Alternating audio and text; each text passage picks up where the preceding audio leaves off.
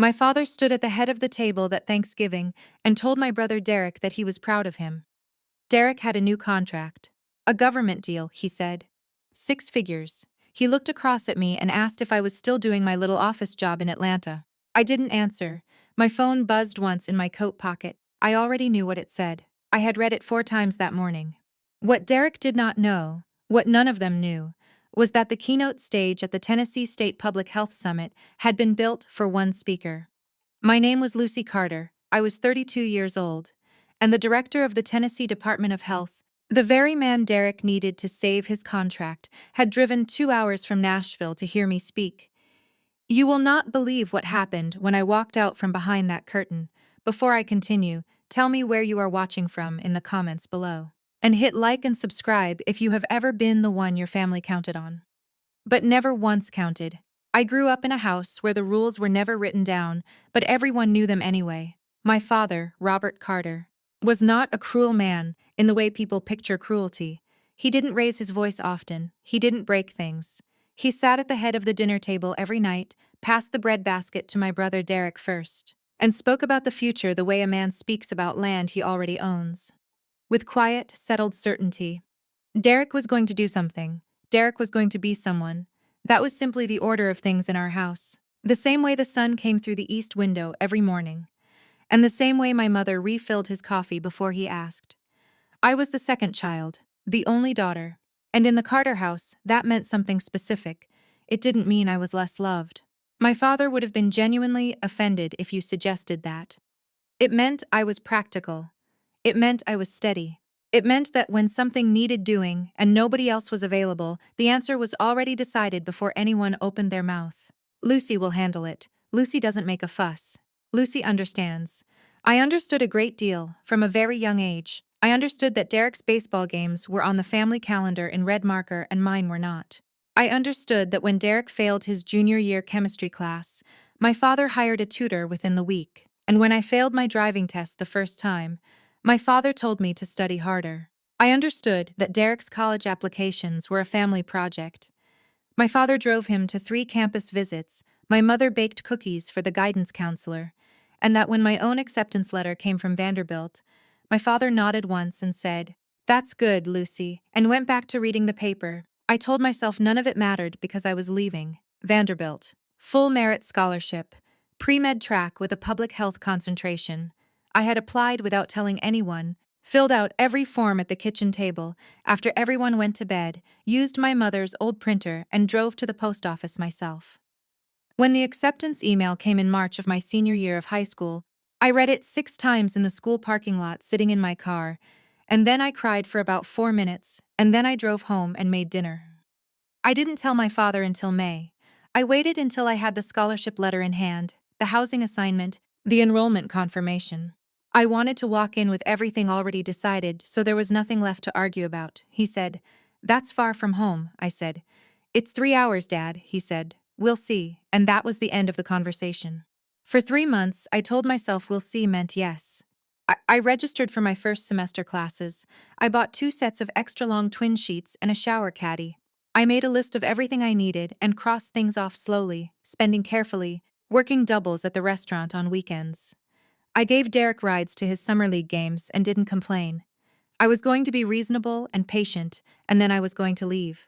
That summer, my brother's wife, Carrie, was 26 years old and 8 months pregnant and driving home from a baby shower on Route 109 when a truck ran a red light. Maya was born 6 weeks early.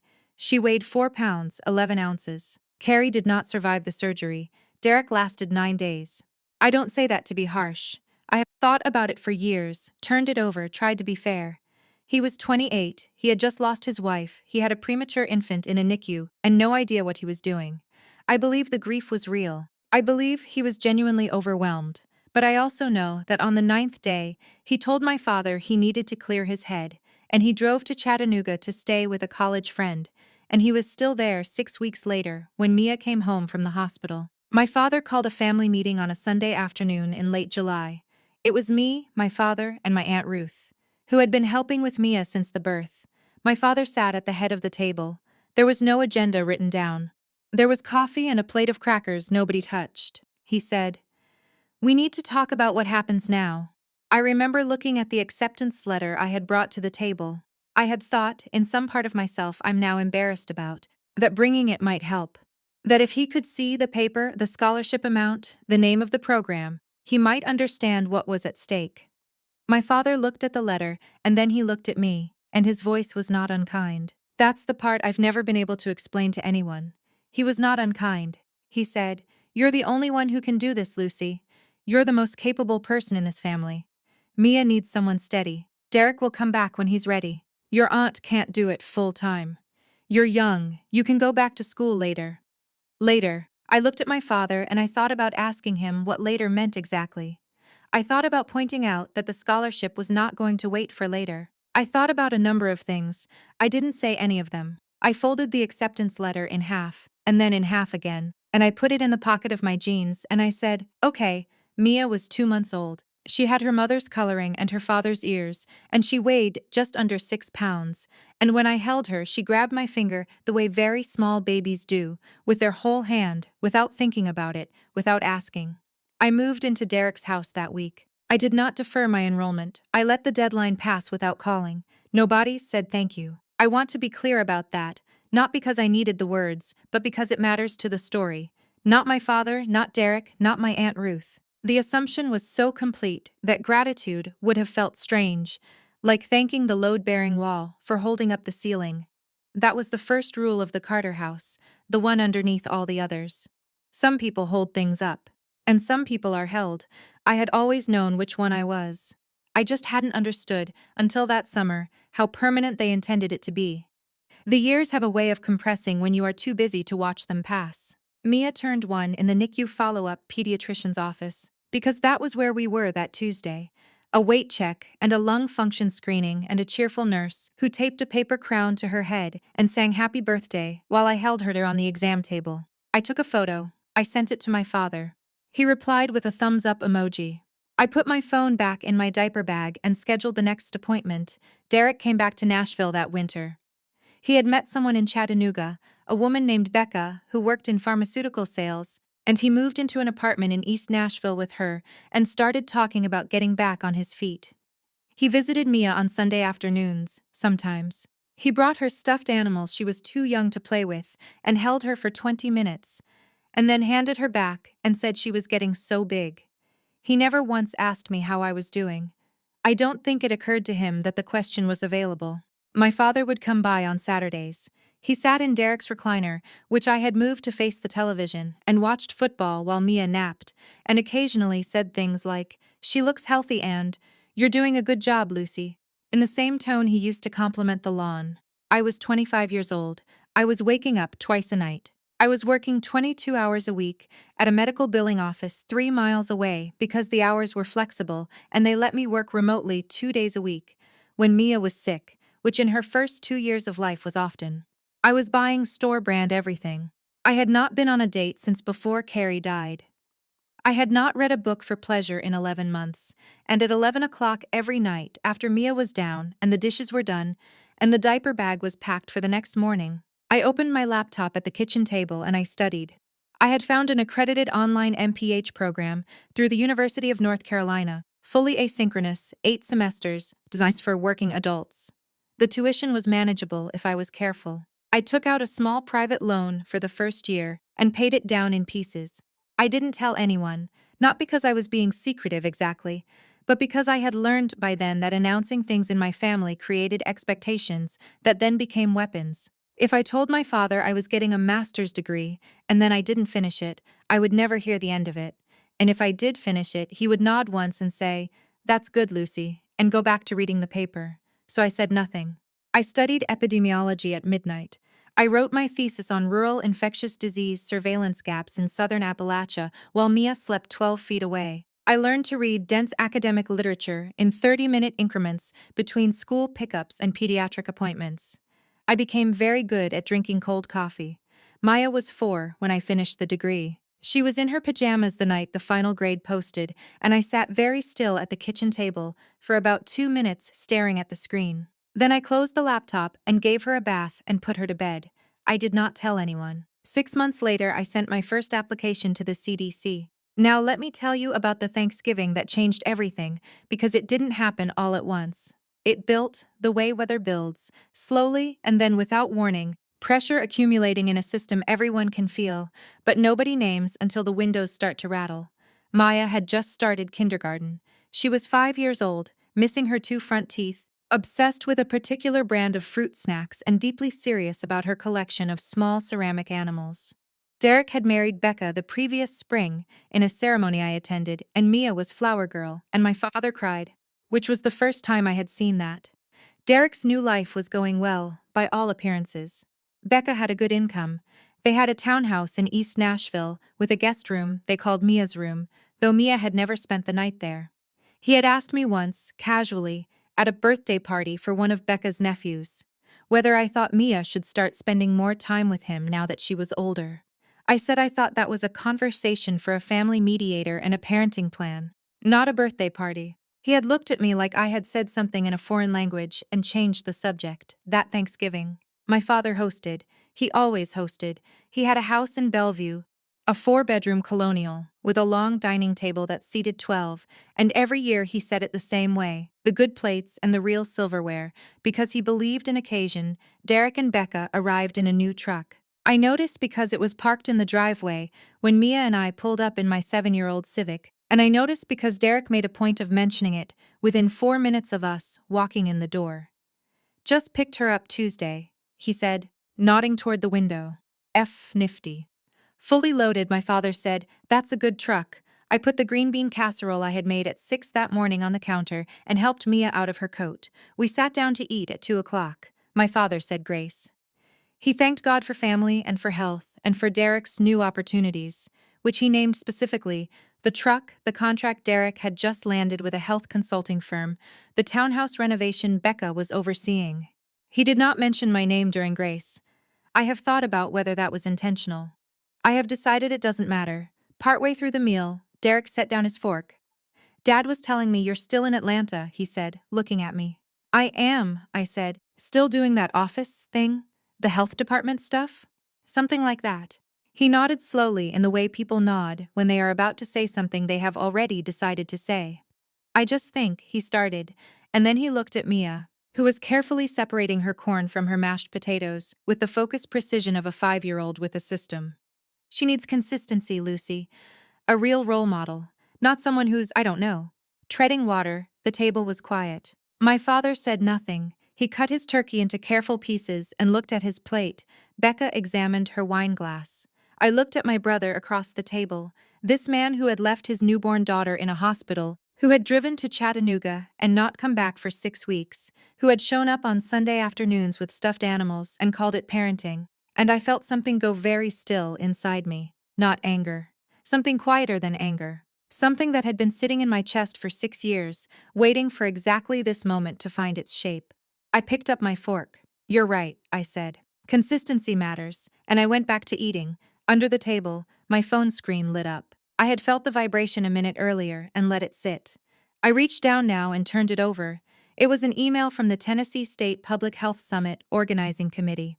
The subject line read, Keynote Speaker Confirmation, Director Lucy Carter, CDC Region 4. I set the phone face down on my thigh and passed the rolls to my father. I drove back to Atlanta that Sunday with Mia asleep in the back seat and the heater running and the radio off. It was the kind of drive where you cover 200 miles on muscle memory. Your hands on the wheel, your eyes on the road, your mind somewhere else entirely. I passed the state line into Georgia without noticing. I watched the Nashville skyline disappear in my rearview mirror, and I thought about a conversation I'd had with my supervisor, Dr. Anita Reeves. 3 weeks earlier, in her office on the 14th floor of the Koger Center in Atlanta. Anita had a way of delivering large information in a small voice. She sat across from me with her reading glasses pushed up on her head and a cup of tea she never actually drank, and she said, "The summit committee wants a keynote. I recommended you. You'd be representing the region. I need to know if you're comfortable with that." I had said yes before she finished the sentence.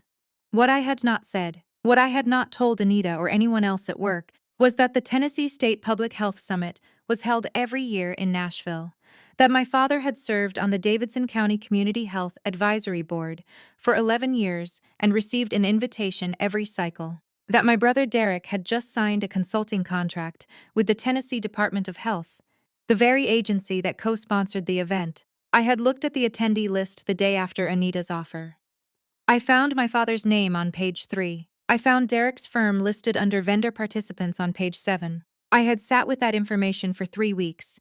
I had not withdrawn. I had not called anyone. I had confirmed my keynote slot, submitted my bio, approved the program copy that read, Director of Emergency Preparedness, CDC Region 4, overseeing emergency response coordination across 8 southeastern states.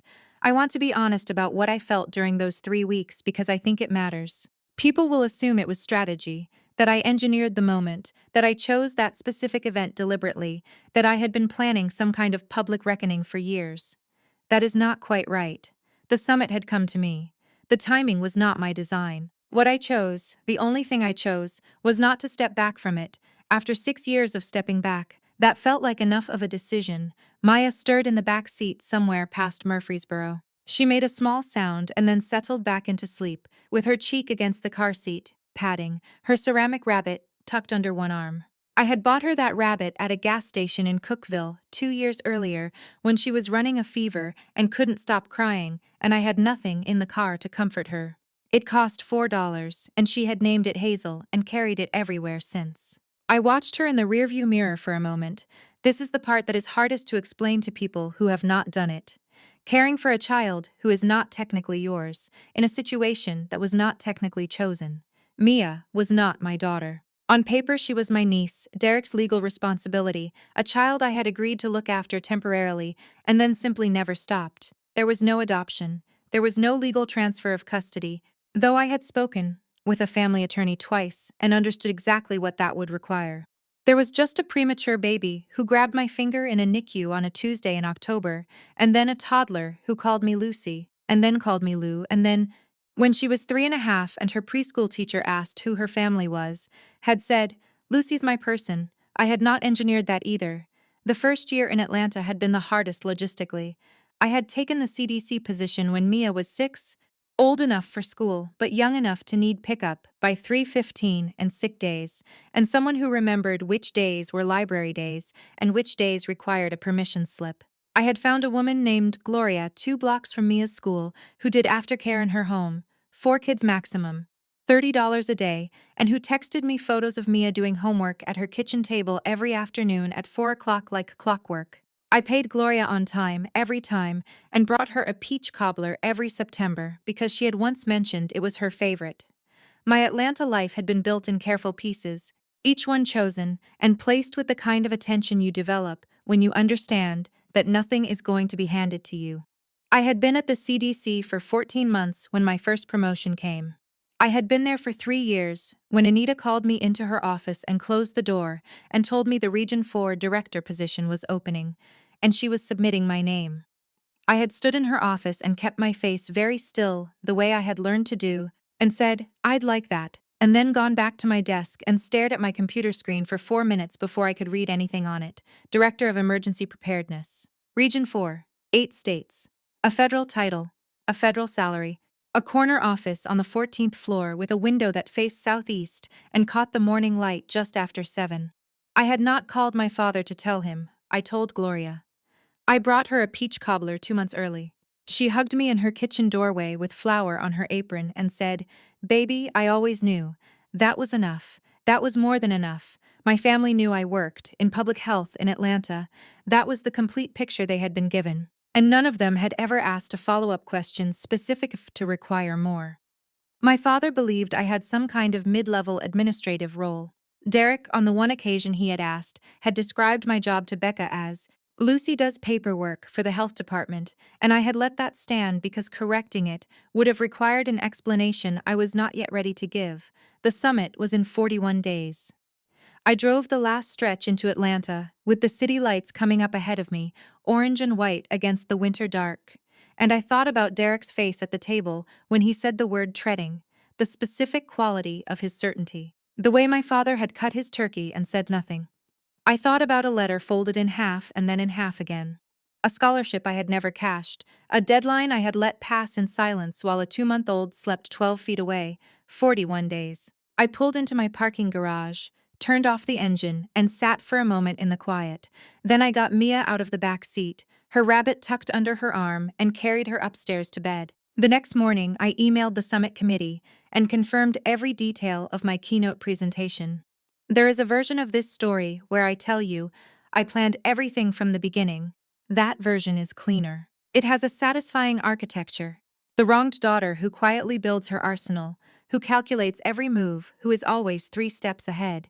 People like that version. It makes the ending feel inevitable, like justice arriving on a schedule. The truth is messier and I think more honest. I did not plan to work for the CDC.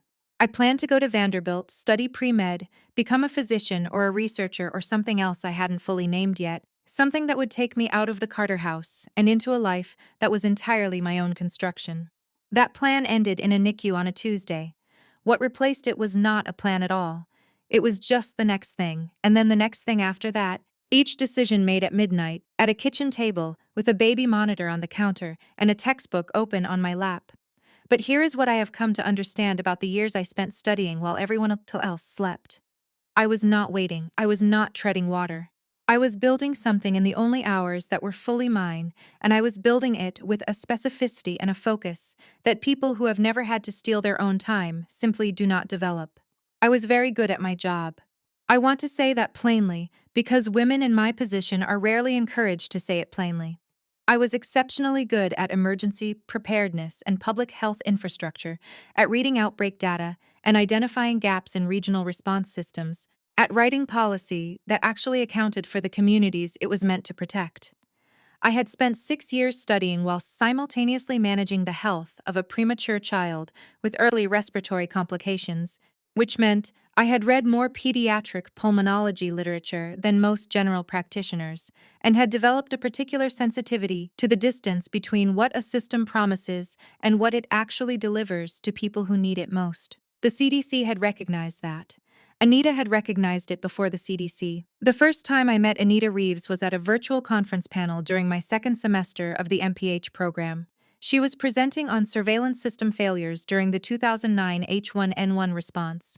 I was sitting at Derek's kitchen table at 10:30 at night with Mia's lunch packed and waiting in the refrigerator, and I asked a question in the chat that Anita later told me was the best question she received all year. She remembered my name. When I graduated and began applying to positions, I emailed her directly. She responded within 4 hours. I started at the CDC as a program analyst, GS-12, salary $89,000 a year, which was more money than I had made in the previous 3 years combined. I did not tell my father the number. I did not tell Derek. I opened a savings account I had never had before and set up an automatic transfer for the first time in my adult life and stood in the bathroom of my new Atlanta apartment looking at myself in the mirror for a long moment. And then I went to make Mia's dinner. The promotion to director came faster than I expected, though Anita said she had expected it from the beginning. The title was GS-15 equivalent, Senior Executive Service Track, Federal Appointment, the kind of role that requires Senate notification and comes with a badge that opens doors in federal buildings that most people don't know exist. My salary became $187,000 a year. My office had a window and a small couch and a whiteboard that I filled and erased and filled again. I oversaw emergency preparedness infrastructure across Alabama, Florida, Georgia, Kentucky, Mississippi, North Carolina, South Carolina, and Tennessee. 8 states, 32 million people. When a disease cluster appeared in rural Mississippi, my team was the first federal call. When a water contamination event hit a mid-sized city in North Carolina, my office coordinated the federal response within 6 hours. When the governor of Georgia needed a briefing on pandemic preparedness gaps, he sat across from me in a conference room and took notes. None of my family knew any of this. My father knew I worked in public health in Atlanta. My Aunt Ruth, when she asked, was told I did program coordination, which she nodded at and did not follow up on. Derek, as I mentioned, had described me to his wife as doing paperwork. I had made a decision early on, quiet and deliberate, not to correct them. Not because I was ashamed. Not because I was planning anything. But because I had spent 24 years being the practical one, the capable one, the one who could handle things. And I had noticed that in my family, being capable was an invitation for more to be placed on you, not a reason to be seen. The moment I revealed what I had built, it would be assessed not for what it meant to me, but for what it could do for them. I was not ready for that. Not yet. The summit changed the calculation. 2 weeks after Thanksgiving, I received the full attendee and vendor list in my keynote speaker briefing packet. I sat at my desk on the 14th floor and went through it carefully. My father, listed as a community advisory representative, complimentary ticket, seat assignment in the third row. Derek's firm, Carter Hollins Health Consulting, listed as a vendor participant with a display table in the pre-session exhibition hall. And there, on page 11 of the vendor documentation, a detail that made me set the packet down and look out my window for a long moment. Derek's firm had submitted a consulting proposal to the Tennessee Department of Health 3 months earlier. The proposal was for a regional outbreak response protocol, a document meant to guide county-level health departments in the event of a communicable disease emergency.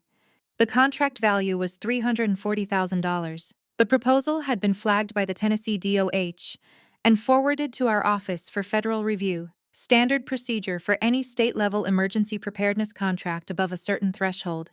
It had landed in my team's queue 6 weeks ago. I had not opened it myself. That was not how reviews worked. The analysis was done by staff, but I had signed off on the summary report. I remembered the summary report now. I pulled it up on my screen. The proposal contained data tables sourced from a 2019 CDC internal report. The sourcing was cited incorrectly, presented as original contracted research rather than publicly available federal data.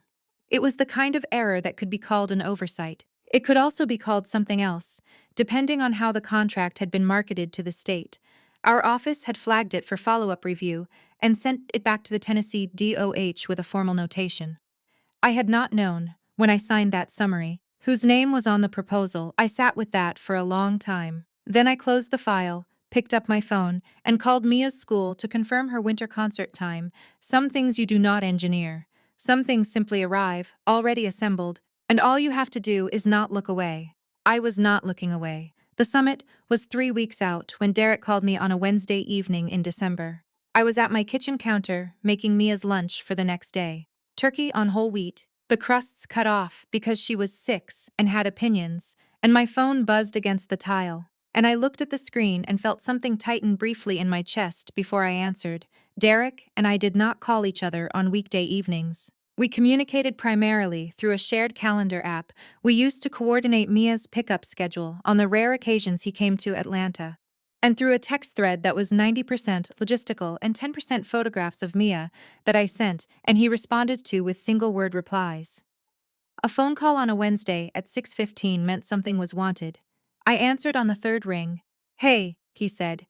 He had a particular voice he used when he needed something, slightly warmer than his usual register, a little more relaxed. The voice of a man who has decided the conversation is already going well. "How's Mia?" "She's good," I said. "She lost another tooth this morning." "Yeah?" A pause.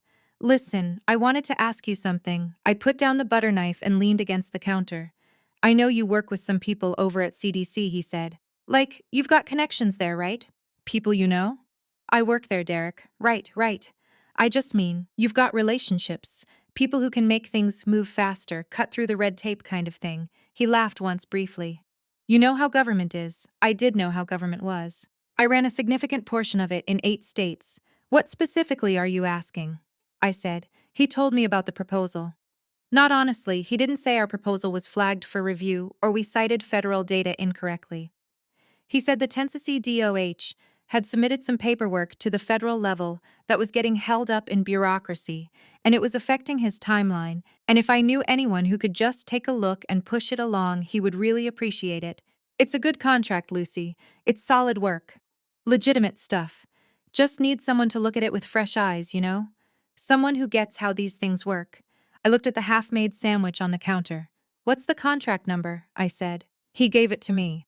I wrote it on the back of a grocery receipt that was sitting next to the stove, and I already knew, from the summary report I had pulled up 2 weeks earlier, exactly what that number corresponded to. "I'll look into it," I said. I knew I could count on you. The warmth in his voice expanded, comfortable and certain, the way it always did when he believed a problem was resolved. "You're the best, Lou. Seriously. I had not been called Lou by Derek since we were children. He used it now the way people use nicknames when they want you to feel like something other than what you are to them. "Tell Mia," I said. "Hey," he said and hung up. I stood at the counter for a moment, Then I finished making the sandwich, cut it diagonally because Mia preferred triangles, and put it in her lunchbox with a fruit snack packet and a note that said, "You are my favorite person," the way I did every day. I did not pull any strings. I did not call anyone. I did not touch the file. What I did, 2 days later, was attend our standard weekly team review meeting, during which my deputy director Marcus briefed me on the status of pending state contract reviews, and I listened to each item in order, and when he got to the Carter Hollins proposal I said, "What's the current status on that one?" Marcus pulled up his notes. The secondary review had been completed. The data sourcing issue was more significant on closer examination than the initial flag had suggested. The proposal had not merely cited the federal data incorrectly, it had repackaged 3 sections of a CDC internal report as proprietary contracted research and priced the contract accordingly. The Tennessee DOH had paid a $40,000 deposit on methodology that was, in effect, publicly available federal material presented as original work. Recommendation? I said. Refer to OIG, Marcus said. Standard protocol. Agreed, I said. Process it. That was the entirety of my involvement. I said 5 words in a weekly meeting I attended every Thursday regardless. I signed no special orders. I made no calls. I exercised no authority beyond my normal function. I did not call Derek to tell him. He would find out through official channels, in writing, on a timeline determined by the Office of Inspector General and the Tennessee Department of Health. That was how the process worked. I had not designed the process. I had simply declined to interrupt it on his behalf. That Sunday, Derek and Becca drove to Atlanta to take Mia to the aquarium. It was the 3rd time he had come to Atlanta in a year, which was more than usual. Becca was cheerful and bought Mia a stuffed sea turtle from the gift shop, and Derek took photographs on his phone and posted one to his social media with a caption about family time. I met them at the aquarium entrance and handed Mia over with her spare inhaler in her backpack pocket and her snack bag, and a reminder that she needed to be home by 5 because she had school the next morning. Derek looked relaxed. He put his arm around Mia's shoulders and grinned at me. "I talked to some guys at the DOH last week," he said. "Sounds like that paperwork thing might be sorting itself out." I adjusted Mia's backpack strap. "Good," I said. "We're probably going to close the contract by end of month," he said. "Things are really moving for us, Lucy. Big year coming." Mia tugged his hand toward the entrance doors, impatient, and he laughed and let himself be pulled. I watched them go through the glass doors and stood there for a moment in the cold outside the aquarium, with my hands in my coat pockets. Then I drove back to my apartment and opened my laptop and spent 2 hours refining the data visualization slides for my keynote presentation. The opening section was about emergency response gaps in rural southern communities. The 3rd slide had a map of Tennessee with county-level preparedness scores, color-coded from green to red. A significant portion of the counties Derek's proposal had claimed to address were coded red. I adjusted the font size on the slide title and saved the file and closed the laptop and made myself a cup of tea. 14 days, the second week of December, arrived cold and clear, the kind of Atlanta winter that feels like an apology for the summer. Bright blue sky, sharp air, the city stripped down to its bones, and somehow more itself for it. I woke at 5:30 every morning that week. Mia was in her last week of school before winter break, which meant holiday concerts and classroom parties, and a Wednesday afternoon where I sat in a second-grade auditorium in a folding chair and watched her sing 3 verses of a song about snowflakes with the focused expression of a child who takes all things seriously. She wore a red sweater I had bought 2 weeks earlier and her hair in 2 braids I had done at 6:45 that morning. When she found my face in the audience, she raised her hand in a small wave, just 2 fingers, private and certain. I raised 2 fingers back. On the drive home, she asked me if I was nervous about my big speech. I had mentioned the summit to her in passing, not the details, not what it meant, just that I had to give a talk in Nashville in a couple of weeks, and she would stay with Gloria for 2 nights. She had accepted this information with the equanimity of a child, accustomed to my work schedule, and asked only whether Gloria would make her banana pancakes, which I had confirmed. "Are you nervous?" she asked again from the back seat. "No," I said. "Why not?" I thought about it. "Because I know what I'm talking about," I said. She considered this. "That makes sense," she said, and went back to looking out the window. It did make sense. That was the thing about the years of midnight studying, the thing nobody in my family had ever understood because they had never watched it happen. Competence built in the dark is still competence. The credential I had earned at a kitchen table while a baby slept was the same credential. The work I had done while Derek was in Chattanooga, finding himself, was the same work. The title on my badge did not care how many Thanksgivings I had spent cutting someone else's turkey into pieces. I knew what I was talking about. I had always known. I had simply been in rooms where no one thought to ask. That Thursday, three things happened. The first, Marcus confirmed that the OEG referral for Carter Holland's health consulting had been formally processed and that the Tennessee DOH had been notified in writing. The $40,000 deposit was now under administrative hold pending investigation. Derek would receive formal correspondence by end of week. The second, I received the final program booklet proof from the Summit Organizing Committee for my review and approval. My name was on the cover page, not buried in the speaker list, not in small print at the bottom. On the cover page, under the Summit title, in the same font size as the event name. Keynote address, Director Lucy Carter, Centers for Disease Control and Prevention, Region 4. I read it twice, approved it, and sent it back within the hour. The third, Derek called. It was Thursday evening, 7:15. Mia was in the bath. I was sitting on the bathroom floor with my back against the wall, the way I had learned to do during her bath times when she was small, and I needed to be nearby but also needed to not be standing, and my phone buzzed in my hand. I looked at the screen. I let it ring 3 times. Then I answered. He did not use the warm voice this time. "I got a letter," he said.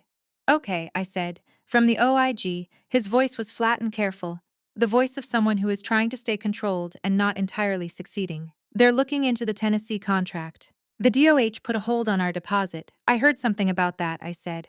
"Which was true, Lucy." A pause. "I asked you to look into it. I specifically asked you. 2 weeks ago, I know," I said, and I listened to Mia splash in the bathtub. She was narrating something to herself in a low voice, a story about her rubber duck that seemed to involve a sea voyage. "I looked into it," I said. "The filer went through standard review. The team found some issues with the sourcing documentation. It gets referred to OIG when that happens. That's the process. You could have called someone." His voice cracked slightly on the last word, not with grief but with something closer to disbelief. "You work there, Lucy. You know people. You could have made one phone call." I thought about Derek at the Thanksgiving table, treading water. I thought about my father cutting his turkey and saying nothing. I thought about a scholarship letter folded in half and then in half again. "No," I said. "I couldn't have. What does that mean?" "It means the process exists for a reason, Derek. I don't interfere with active reviews. That's not something I do." The silence on his end lasted long enough that I could hear Becca's voice in the background, asking something I couldn't make out. "This is going to cost us," he said finally. "Do you understand that? This could kill the whole firm." "I understand that," I said, "and you're okay with that." It wasn't a question. I answered it anyway. "I'm okay with doing my job correctly," I said. "I'm sorry this is hard. I genuinely am." He hung up. I sat on the bathroom floor for another minute. Mia had moved on from the rubber duck and was now, from the sound of it, conducting some kind of trial involving her shampoo bottles. I could hear her giving a verdict in a very serious voice. I knocked on the door. "5 more minutes, Bug. 3 more minutes," she countered. She always negotiated down. I had no idea where she had learned that. "Deal," I said. I stood up and leaned against the wall and looked at my phone. No second call from Derek. No text. Nothing from my father, which meant Derek had not yet called him, or had called him and my father had decided, as he often did, that silence was the appropriate response to things he could not immediately resolve. I had 9 days until the summit. I had not spoken to my father since Thanksgiving. We exchanged a text every week or so. He sent me forwarded news articles about things he found interesting, and I replied with a thumbs up and occasionally a sentence. But there had been no real conversation since the dinner table, since the turkey, since Derek's word treading, settling into the air between us, while my father looked at his plate and said nothing. I had thought, in the days after Thanksgiving, about whether I wanted to call him, whether I wanted to say something before Nashville, whether the version of me that still wanted my father to understand something deserved one more attempt. I had decided against it. Not out of anger, out of clarity. He would understand what he needed to understand when he needed to understand it. In a room full of people. With a microphone in front of me, some things land harder when they arrive without warning. I put my phone in my pocket and opened the bathroom door. Mia looked up at me from the tub, water to her chin, completely unbothered by the negotiated timeline she had just violated. I need 2 more minutes, she said. I know, I said, and sat back down on the floor. The week before the summit, Derek called my father. I know this because my father called me. It was a Saturday morning, 8:15, and I was standing in my kitchen in socks and a sweatshirt making oatmeal for Mia and strong coffee for myself. And my phone lit up on the counter with a call from a number I had known my entire life. I looked at it for one ring. Then I answered. Derek tells me there's some trouble with his contract, my father said. No greeting. He had never been a man for preamble. There's a federal review, I said. Yes. He says you could have helped and you didn't. I stirred Mia's oatmeal. He asked me to interfere with an active investigation, Dad. I said no. A pause. My father's pauses had weight to them, a particular quality of withheld judgment that I had spent my childhood trying to decode. He's your brother, he said. I know who he is. He's built something, Lucy. That firm is real work. You could have made a call I couldn't have, I said. What Derek's firm submitted had problems. Serious ones. The process flagged them. I don't override that process. That's not what my job is. What exactly is your job, he said. Not curiously. With the slight edge of a man who suspects the answer is less impressive than the resistance implies. I looked at Mia, who had appeared in the kitchen doorway in her pajamas, with Hazel the rabbit under one arm, hair flattened on one side from sleep. Assessing the situation with the calm of a child who has learned that adult conversations are frequently not about her but occasionally become about her without warning. I'll explain it soon, I said. There's something I need you to come to next week. What? The Tennessee State Public Health Summit in Nashville. You're on the attendee list already. I need you to be there on Thursday morning.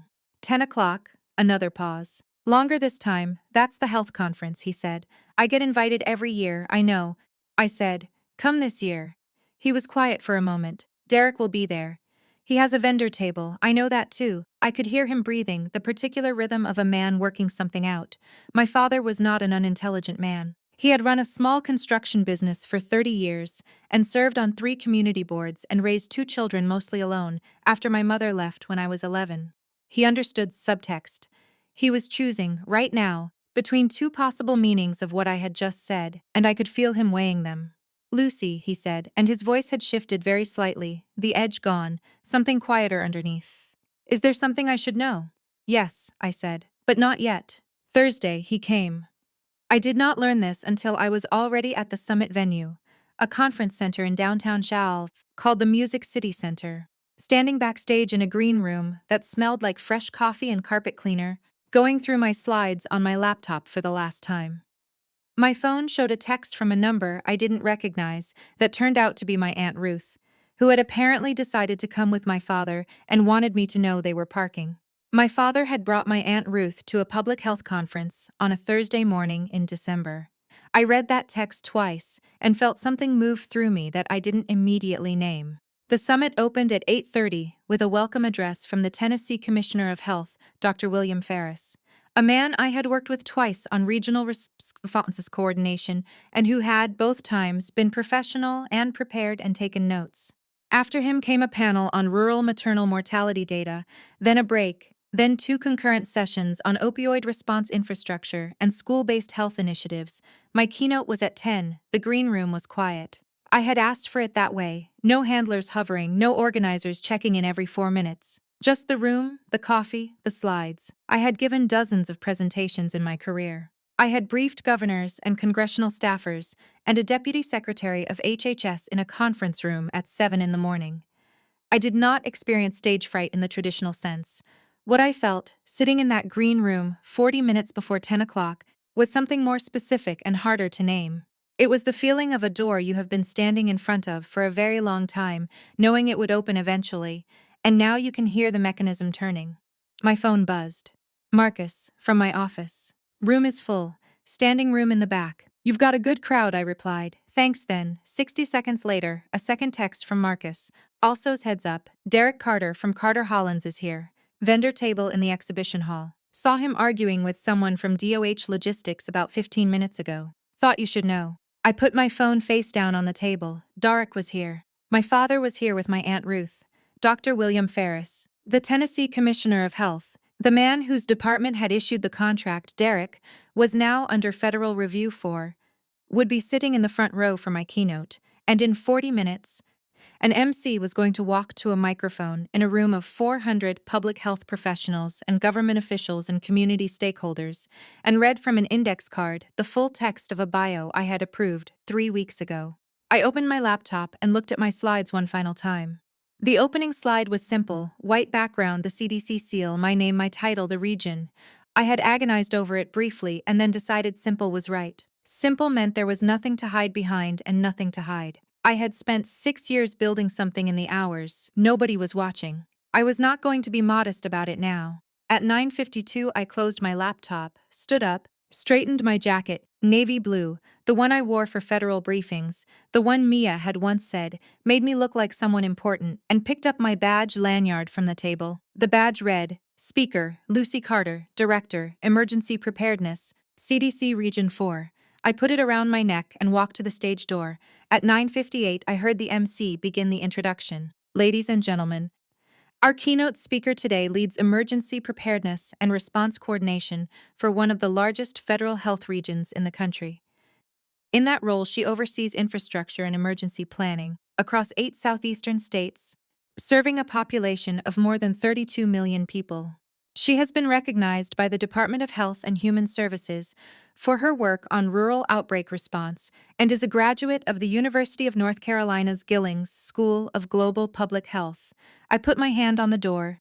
Please welcome to the stage the Director of Emergency Preparedness, CDC Region 4, Ms. Lucy Carter. I opened the door and walked out into the light. The first thing you notice, walking onto a stage that size, is the sound. Not applause exactly. Though there was applause, steady and professional, the kind a room full of government officials produces when they are welcoming someone they have been told to respect. It was more the quality of attention. 400 people shifting slightly in their seats, settling, the particular hush of a room that has decided to listen. I had felt it before in smaller rooms, in briefings, in emergency coordination calls, when I came on the line and the background noise stopped. The sound of people orienting toward you. I walked to the podium and set my laptop on the stand and looked out at the room. The Music City Center's main hall was arranged in long, curved rows of chairs, the kind of setup that tilts slightly downward toward the stage so that everyone has a clear sight line. The lighting was warm overhead and cooler at the front, the kind of theatrical adjacent setup that conference centers use when they want a presentation to feel significant. I found my father in 4 seconds, third row, center, exactly where the attendee list had said. He was wearing his good gray sport coat, the one he wore to church and to important meetings, and he was sitting up straight the way he always did in public, and he was looking at me with an expression I had never seen on his face before. Not pride, not yet. Something before pride, something that looked, from 40 feet away, like the first moment of understanding arriving without warning and finding nowhere comfortable to land. My Aunt Ruth was beside him, her hand already over her mouth. I did not look for Derek yet. I would find him when I needed to. I adjusted the microphone, looked down at my opening slide, and looked back up at the room. Good morning, I said. My name is Lucy Carter. I'm the Director of Emergency Preparedness for CDC Region 4. Which means I spend most of my time thinking about what happens to communities when systems fail them, and what it costs, in real human terms, when we get that wrong. The room was very quiet. I want to start today not with data, though we'll get there, but with a question. How many of you have ever been the person in the room who was most prepared, who understood the situation most clearly, who had the most relevant expertise, and been spoken over anyway? Not because your information was wrong. Because the room had already decided something about who you were before you opened your mouth. A pause. Across the room, hands went up, slowly at first, then more. Mostly women, some men. A few people who glanced around first, checking whether it was safe to raise a hand, and then did it anyway. I nodded. That is a public health problem, I said. Not just a workplace problem, not just a culture problem, a public health problem. Because the people we routinely dismiss, interrupt, and overlook are often the people with the most direct knowledge of what's actually happening in the communities we're trying to serve. And when we don't hear them, people get sick. Systems fail. And then we stand around afterward asking what went wrong. I clicked to my second slide. The Tennessee County map, preparedness scores color-coded from green to red. Region 4 covers 8 states and 32 million people. In the southeastern quadrant of Tennessee alone, I clicked my laser pointer to a cluster of red counties in the upper right of the map. We have 14 counties with preparedness scores below the federal minimum threshold. 14 counties where, in the event of a serious outbreak or environmental emergency, the local response infrastructure would be insufficient to protect the population within the first 72 hours. That is not a hypothetical. That is the current situation. I moved through my slides methodically. I had built this presentation over 3 weeks of early mornings, drawing on 6 years of federal data and direct field experience, and it showed. The room was with me. I could feel it. The specific quality of attention that means people are not just hearing but thinking, that the information is landing and doing something. I did not perform. I did not modulate my voice for drama or pause for effect in the places a speaker coach would recommend. I simply said what I knew, in order, clearly, the way I had always worked best. At a kitchen table at midnight, no audience, just the information and the obligation to get it right. At the 20-minute mark, I clicked to a slide on regional response coordination, and I said, without looking up from my notes, effective emergency preparedness requires that we stop treating certain communities as afterthoughts in our planning documents and start building systems that actually reach them. That work is slow. It is expensive. And it requires us to be honest about where the gaps are, even when that honesty is inconvenient. I looked up. My father was still watching me. He had not moved. His hands were folded in his lap, and his expression had settled into something I could not fully read from the stage. Something between stillness and the effort of staying still. I found Derek. He was standing at the back of the room, near the left wall, a lanyard around his neck that identified him as a vendor participant. He was not supposed to be in the main session. Vendor participants had access to the exhibition hall and the breakout rooms, but not the keynote hall without a separate badge. Someone had let him in, or he had walked in, or the door staff had not checked carefully. He was standing with his arms crossed and his face doing something complicated. He was looking at me the way you look at something that has rearranged itself while you weren't paying attention, and now you're trying to reconcile the new arrangement with the one you thought was permanent. I held his gaze for exactly 1 second, the way you hold a door open just long enough for someone to understand it's there. And then I looked back at my slides. I finished my presentation at the 32-minute mark, 2 minutes under my allotted time, which was intentional. I had learned early in my career that ending on time or under is a form of respect for an audience, and that the rooms that remember you are not always the ones you wowed, but the ones you didn't waste. The applause was immediate and full, the kind that starts fast and builds, rather than the polite version that peaks and falls. Dr. William Ferris, Tennessee Commissioner of Health, was on his feet in the front row. He started it. When the Commissioner of Health stands, the room notices, and the room stood. I stood at the podium and looked out at 400 people standing up in a conference room in Nashville, Tennessee, in December, and I thought about a kitchen table at midnight and a paper crown taped to a baby's head on her first birthday, and a letter folded in half and then in half again. I thought about a word, treading. I clicked off my final slide and stepped back from the podium. Dr. Ferris came to the stage first before anyone else reached me.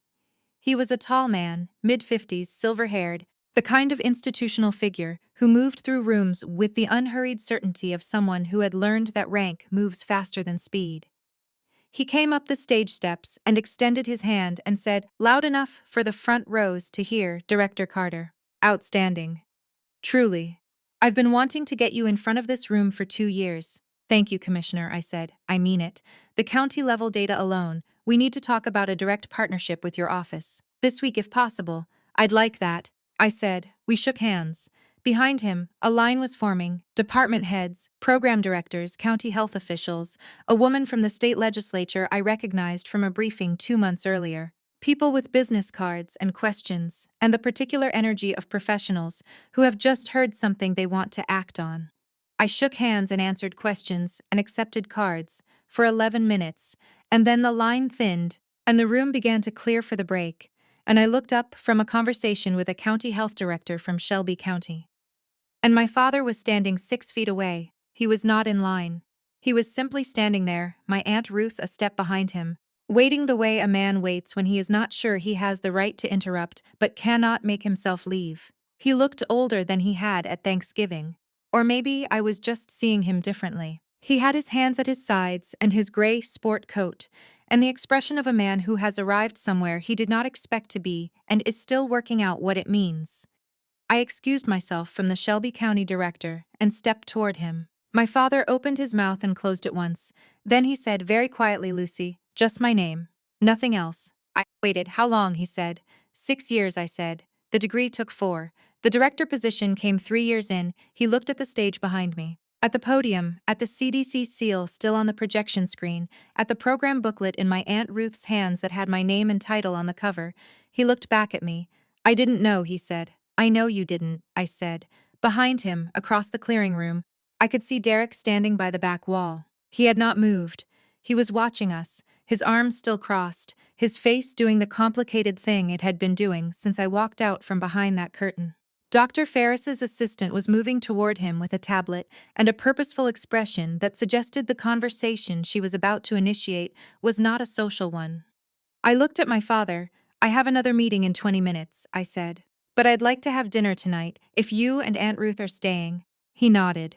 Once, the way he always nodded when he didn't trust his voice. I picked up my laptop bag from the stage and walked toward the green room. Behind me, I heard my Aunt Ruth say, softly, "To no one in particular." My goodness. The 20 minutes between the keynote and my next meeting were supposed to be mine. I had scheduled them deliberately.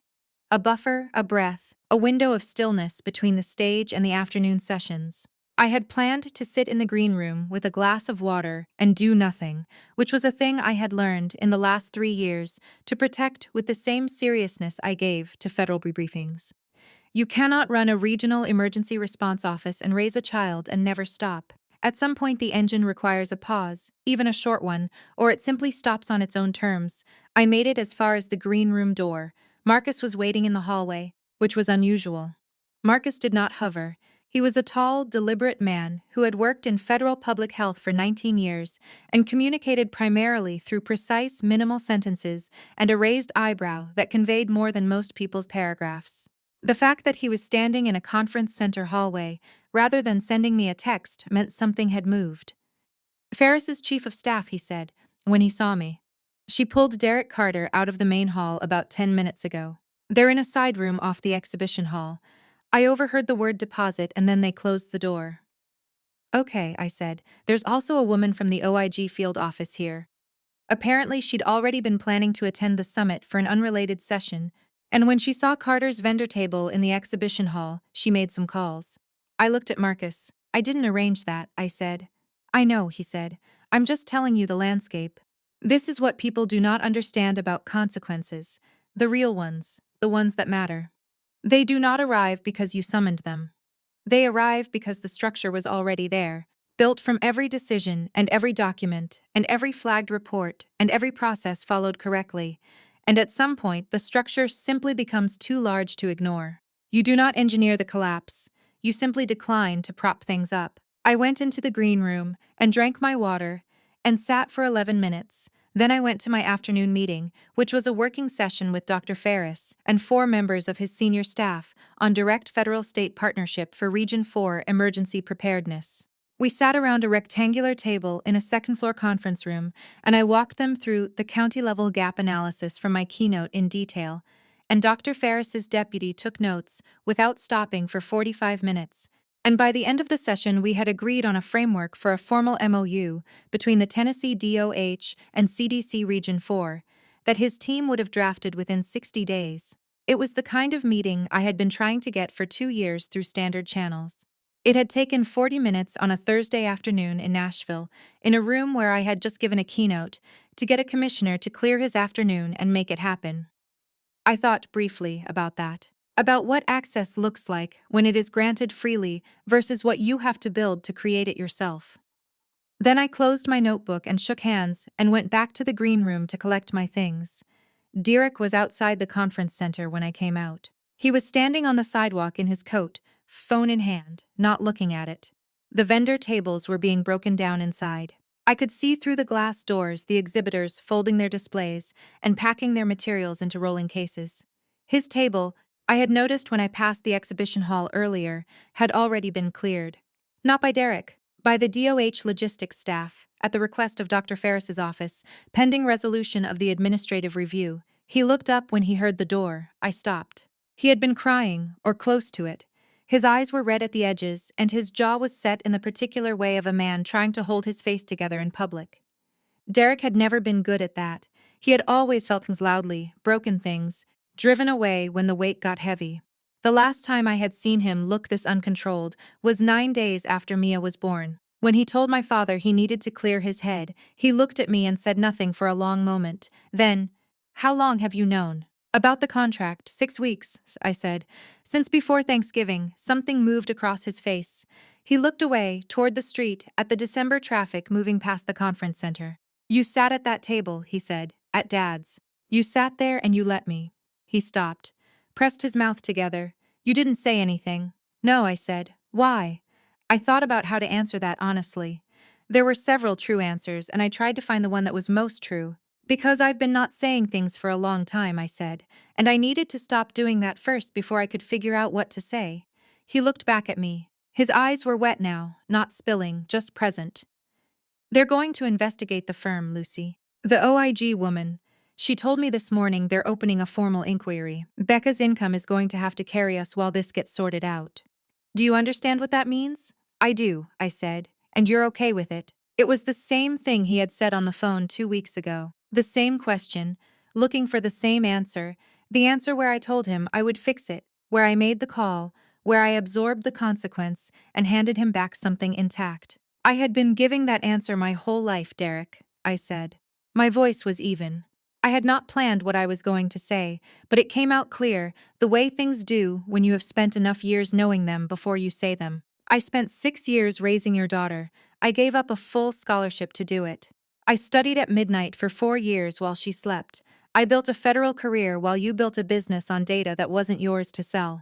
I don't know how to be okay with what happened to me, and I'm not going to pretend I'm okay with what happened to you, but I did not do this to you. You did this." The street noise continued around us. A cab went past. Someone came out of the conference center behind me and walked around us without looking up from their phone. Derek stood very still. Then his face did the thing I had not seen it do in years, maybe ever. It simply gave up trying to hold itself together, and he put one hand over his eyes and stood there on a Nashville sidewalk in December and cried in the way men cry when they have no remaining argument against it. I did not put my arm around him. I did not say it was all right. I stood there, close enough to be present, and let him have it. After a moment he lowered his hand and looked at me, and his face was wrecked and quieter and more honest than I had seen it in a long time. "Is Mia okay?" he said. "She's wonderful," I said. "She negotiates everything and she names all her stuffed animals and she wants to be a marine biologist. She's the best person I know." He nodded, a small broken nod. "I want to do better," he said. "With her. I know I haven't been what I should have been." "I know," I said. "That's a conversation we need to have properly. With a mediator and a parenting plan, like I said before. I mean that. I want you to be in her life. I want her to know her father. But it needs to be real and it needs to be consistent, and that conversation isn't happening today." He nodded again. I picked up my bag from my shoulder and looked at him one more time. "Call me next week," I said. "When things have settled down a little. We'll figure out the next step." I left him on the sidewalk and walked to the parking garage. My phone buzzed as I reached my car. A text from my father. "Ruth and I are at the hotel. Dinner at 7 if that works. Your aunt wants the place with the hot chicken." I stood in the parking garage on the third level, the city sounds filtering up through the concrete, the winter air coming through the gaps in the structure, and I read that text 3 times. My father, who had not once in my adult life asked me where I wanted to go for dinner, was telling me what his sister wanted to eat and asking if it worked for me. It was a small thing. In the scope of what had happened today, what had happened in the last 6 years, it was an almost comically small thing. I typed back, 7 works. I know a good place. Then I got in my car, sat for a moment in the quiet, and called Gloria. "How's she doing?" I said when she picked up. "Baby's fine," Gloria said. "She's been telling me about marine biology for 2 hours. I know more about bioluminescent plankton than I ever expected to." I laughed. Actually laughed, from somewhere real and low in my chest. The kind of laugh that comes out when something releases that you didn't know was held. "I'll call her before bed," I said. "Thank you, Gloria." "How'd it go?" Gloria said. The big speech. I looked out through the concrete gap at the Nashville skyline, gray and bright in the December afternoon.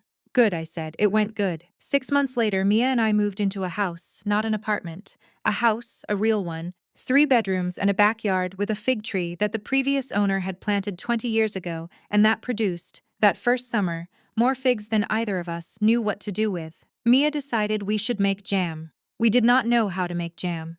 We watched 4 videos on a Saturday morning and made a reasonably successful jam and gave half of it to Gloria and felt, both of us, enormously accomplished. The house was in a neighborhood called Ormwood Park, 12 minutes from my office, 8 minutes from Mia's school. It had good light in the kitchen and a second bedroom. Mia painted herself, a particular shade of teal she had selected from a paint chip, with the gravity of someone making a permanent decision, which I suppose she was.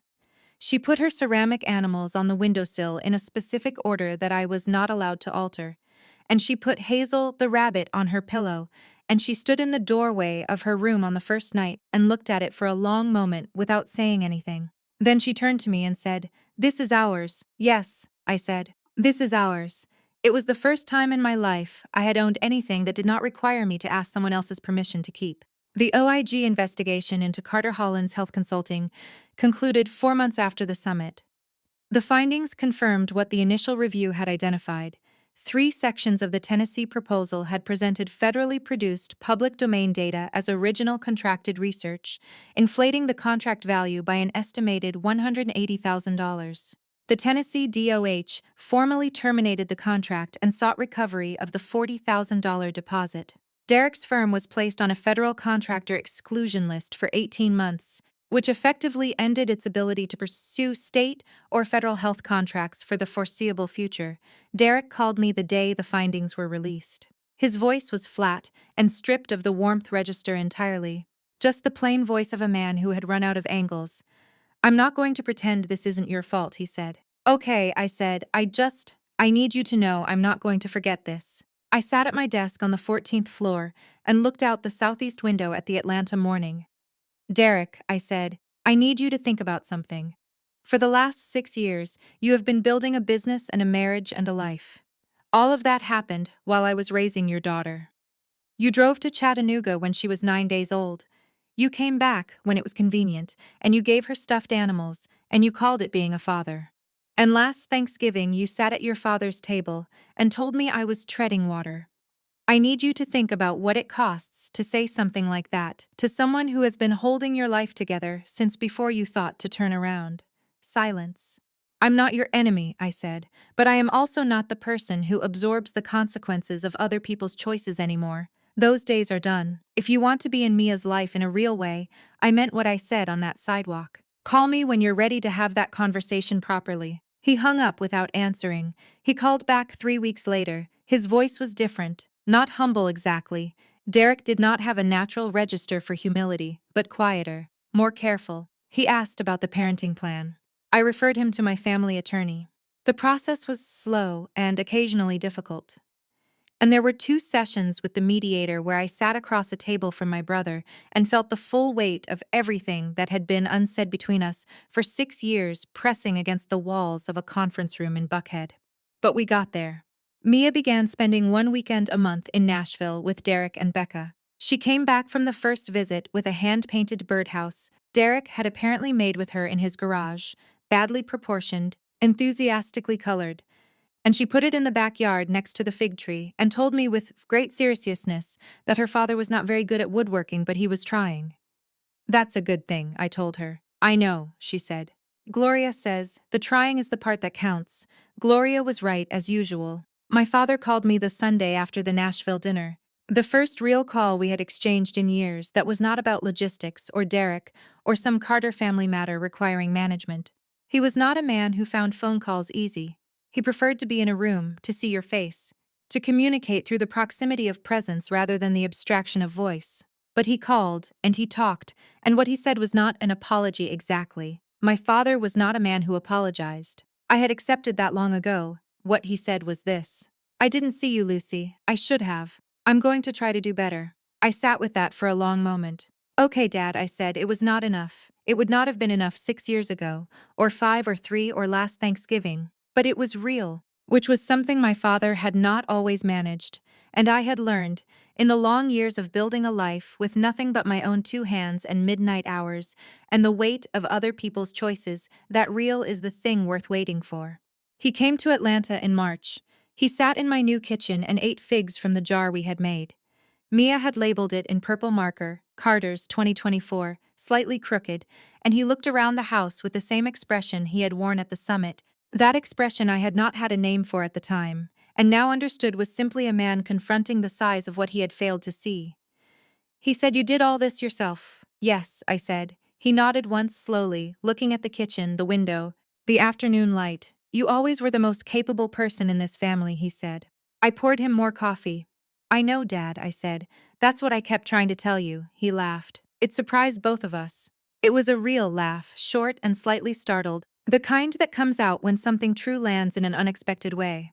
Mia looked up from her homework at the table with the evaluating expression she used when adults did unpredictable things. "What's funny?" she said. "Nothing, Bug," I said. "Finish your fractions." She gave us a long, unconvinced look and went back to her paper. The partnership MOU between CDC Region 4 and the Tennessee Department of Health was finalized in April. The implementation plan covered 22 of the state's most at-risk counties, including all 14 of the red-coded counties from my keynote map. Dr. Ferris issued a joint press release that quoted me at length. My Aunt Ruth sent me the link with 17 exclamation points, which was the most animated I had ever seen her in text form.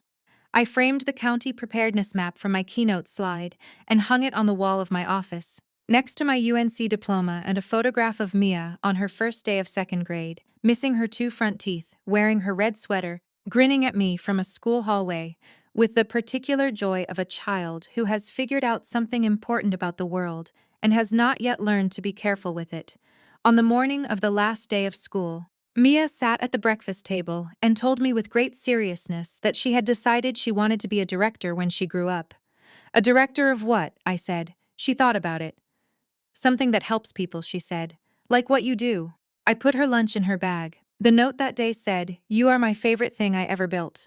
She didn't read it until after school, and when she came home, she put it on the refrigerator with a magnet in the shape of a dolphin and did not take it down for the rest of the summer.